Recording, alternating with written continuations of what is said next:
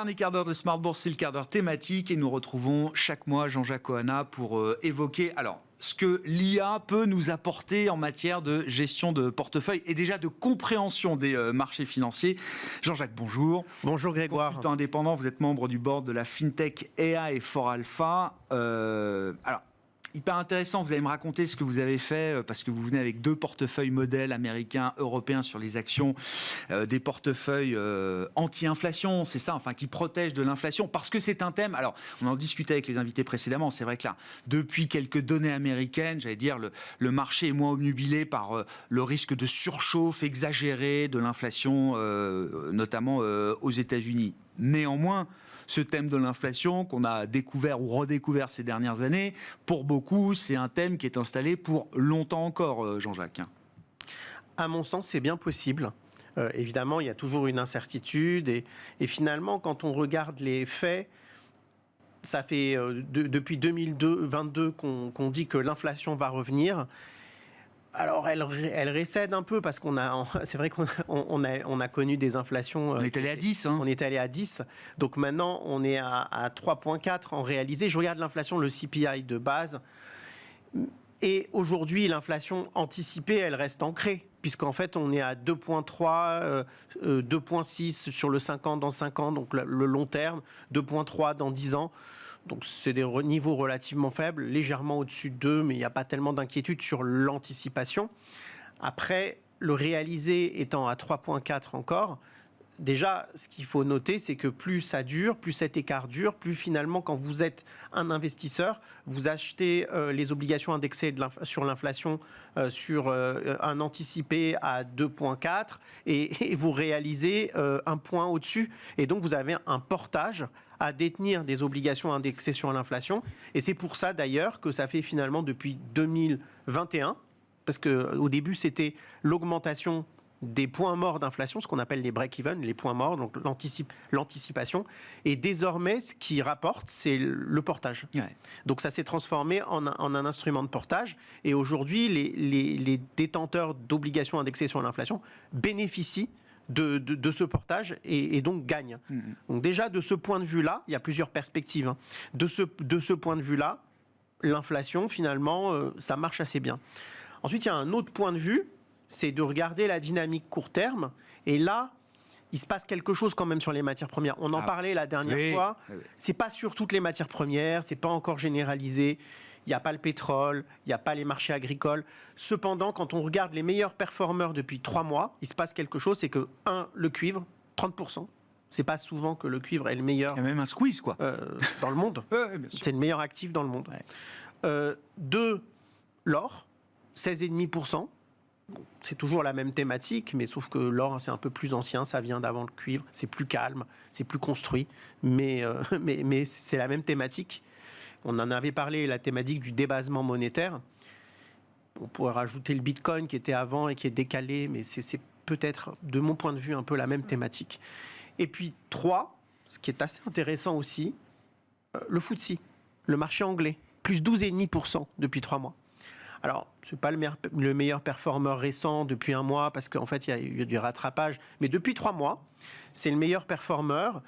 Et ce n'est pas anodin, parce qu'en fait, c'est un marché qui est assez concentré en actions producteurs de matières premières, des pétrolières, aussi des ressources de base, beaucoup. Toutes les grandes valeurs minières. Elles sont cotées à Londres. Voilà. Donc, de ce point de vue-là, c'est quand même assez intéressant qu'on ait cette hiérarchie. Et puis, quand on va dans les secteurs, on tombe sur des choses intéressantes aussi. Meilleur secteur depuis 3 mois en Europe, les bancaires. On regarde aussi, on retrouve les retail, on retrouve les utilities. Tout ça me laisse penser qu'il se passe quelque chose, peut-être pour l'instant, qui n'est pas trop publicisé, qui n'est pas référencé. Il y a peut-être des tendances longues, là, sur des nouveaux intérêts sectoriels, de classes d'actifs qui sont en train de se mettre en place. Voilà, des thématiques value, par exemple. Bien sûr. Donc, on le voit avec les matières premières et les bancaires. Les banques en Europe, mais nous, ça fait, même en 23, les banques ont déjà très bien fait, et c'est le meilleur secteur en zone euro depuis le début de l'année. Hein. Voilà, donc ça c'est une deuxième perspective, c'est la perspective des actifs et des secteurs. Alors, il y a une troisième perspective qui est assez intéressante que j'ai regardée aujourd'hui. J'ai fait un peu de recherche sur les actions. Et j'ai regardé en fait, parce que finalement on en avait beaucoup parlé des restrictions de ChatGPT, notamment Oui, sur les portefeuilles, comment construire des portefeuilles actions par rapport à des thématiques. moi j'avais en tête que ChatGPT ne pouvait pas faire de recommandations d'investissement. Alors, c'est vrai, mais en réalité, je ne l'ai pas vu de ce point de vue-là. Finalement, quand on lui demande des recommandations, à mon avis, il peut faire des recommandations. Évidemment, il ne va pas être complètement libre, on le sait, parce qu'en fait, il y a enfin voilà, OpenAI veut éviter tout procès, donc parce que ce ne sont pas des conseillers financiers. Non. Mais il y a une autre perspective qui est plus intéressante, c'est finalement de lui donner un scénario. Voilà, vous donnez votre scénario, ça peut être tout. Et de lui demander à partir de ce scénario, et en fait moi j'ai construit ce qu'on appelle des modèles de langage adaptés qui sont un peu entraînés et qui répondent par des tableaux et qui donnent des rationnels à chaque choix. Et en fait en lui disant un portefeuille inflation en Europe de valeur européenne et un portefeuille inflation de valeur américaine, là il se mouille. Et il donne des portefeuilles. La liste, je l'ai. Et ce qui est intéressant, vous avez donné les listes. Bon, voilà. C'est illisible parce que j'ai mal imprimé, mais il y a une liste, il y a tout, le rationnel, le business de l'entreprise. Voilà, c'est un générateur d'idées qui est assez intéressant de ce point de vue-là. Et de manière générale, j'ai vu que quand on lui donne un scénario, par exemple Trump, la victoire de Trump, ou je ne sais pas moi, une guerre économique avec la Chine, ou tout autre scénario que vous pouvez imaginer, eh bien, en fait, il sait assez bien et il a des raisons et c'est un générateur d'idées, de potentiel, pour raisonnement qui est intéressant, qui est pertinent. Alors, il fait quelques erreurs. Vous l'avez fait avec la dernière version là, de ChatGPT ? Oui. Avec le GPT-4o, tout à fait. Plus abouti. Oui, plus abouti, plus rapide aussi. Et d'autre part, qui sort les formats parfaitement. Donc, en fait, on peut parfaitement piloter le format. Et ce qui est intéressant, c'est de voir ce qui sort comme secteur. On ne va pas citer les valeurs, la totalité des valeurs, mais il y a plusieurs secteurs qui reviennent. Il y a un premier secteur, c'est la consommation, aussi bien la consommation durable que la consommation discrétionnaire. Il y a des secteurs qui reviennent classiquement, qui sont des valeurs industrielles, finalement, qui peuvent répercuter leur prix. Ils considèrent que la pharma aussi a du pricing power. Et puis après, les valeurs de matières premières classiques, l'énergie, les utilities.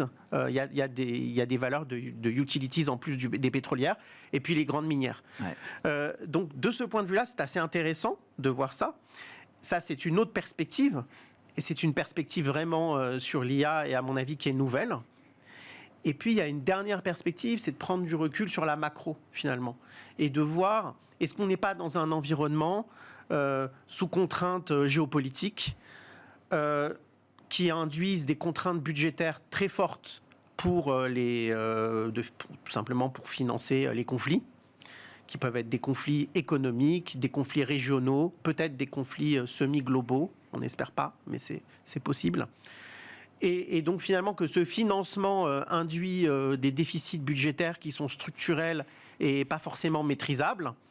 D'autre part, on est dans un monde, rajoutons à ces contraintes les contraintes sociales et sociétales qui sont liées à l'évolution, par exemple liées vieillissement, démographie. Voilà, l'intelligence artificielle, les remplacements, les stress sociaux que cela peut induire. Et donc finalement que l'État-providence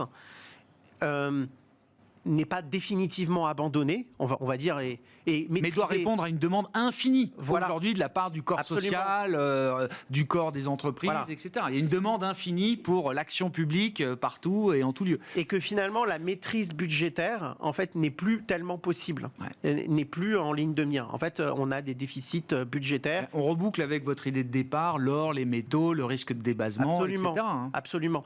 Et donc finalement, l'idée, en prenant un peu de recul au niveau macroéconomique et j'allais dire même au niveau géopolitique, on voit que ces contraintes induisent un déficit plus élevé, des déficits nécessairement plus élevés, entre 3 et 6%, et que finalement les relances monétaires qu'on a connues dans les années 2010 sont supplantées par des relances budgétaires permanentes et évidemment cela induit plus d'inflation.